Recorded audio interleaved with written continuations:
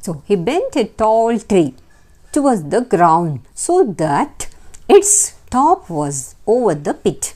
So he tried to bend a tall tree over the pit. After that, he tied it that way. In that direction, he began to tie the tree. And then he tied a rope to the tree and dropped the other end of it into the pit. So he took a rope, one end of that rope he tied to the tree, and another end of the tree and another end of the rope he made it to fall into the pit.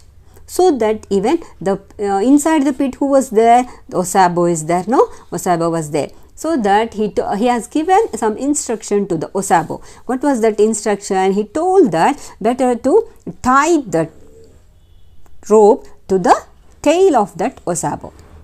He told Osabo to tie the rope to his tail. See, tie this to your tail, he said. Who said? Anansi said. Osabo tied the rope to his tail, not to the body or not to the head. Beautiful idea, right? So he told him to tie the tail to his tail. Whose tail? Osabo's tail. So is it well tied? He told. He's asking once again just for confirmation. Is it well tied? Anansi asked. Yes, it is well tied.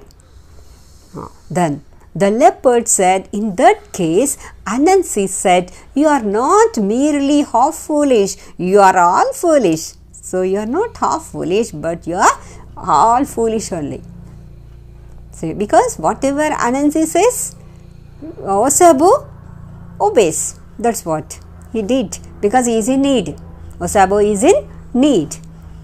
He need to come out, right? That's what.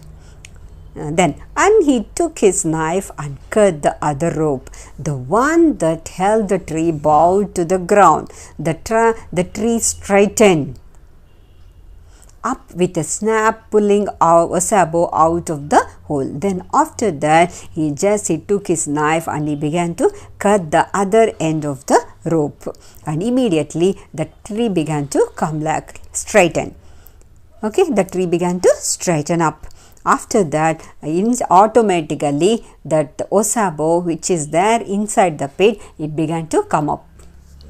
It began to come out like that. Osabo out of the hole. He hung in the air, head downwards, twisting and turning. Now we can imagine, right? Just only Osabo's tail is tied up to the tree. When the tree is like that, when it is straightened, at that time this Osabo is just it is hanging in the air. It was hanging in the air in the reverse direction, because the tail has been tied to the tree, not the head. So it is in the reverse direction. So it is twisting and turning. And while he hung this way, Anansi killed him with his weapons. Now Osabo is helpless. It cannot go anywhere. So at that time, that was the good time to catch the Osabo. So he didn't lose that opportunity. Immediately he took his weapon and he killed that Osabo, and then he took the body of the leopard and carried it to Niam, the sky god, saying, here is the third thing. Now I have paid the price.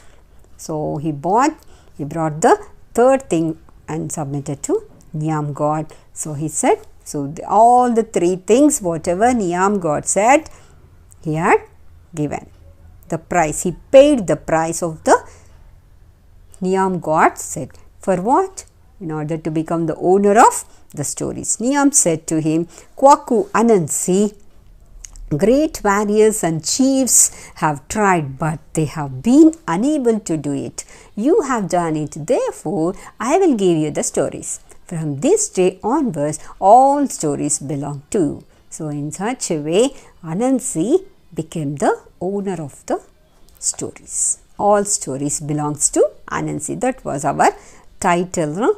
And here, whenever a man tells a story, he must acknowledge that it is Anansi's tale.